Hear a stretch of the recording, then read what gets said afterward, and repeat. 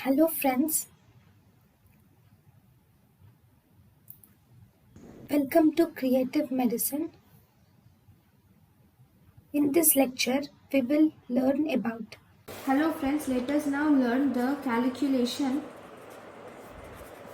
of filtration of calcium per day.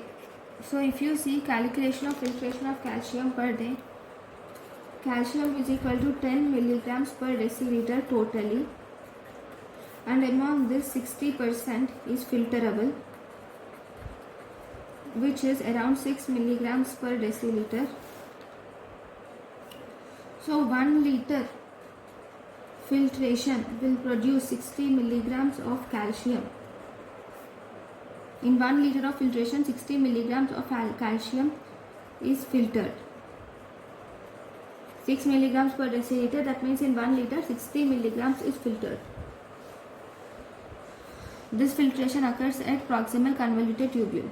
Okay, and that means around 60 into 180, because GFR, glomerular filtration rate, is 180 liters per day. So if you are going to calculate the total amount of calcium which is excreted per day, then that is 60 into 180.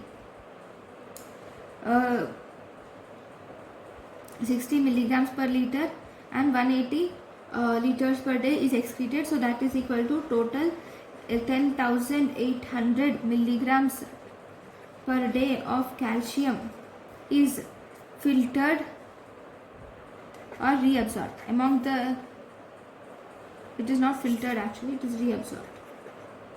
In the PCT there will be reabsorption side, right?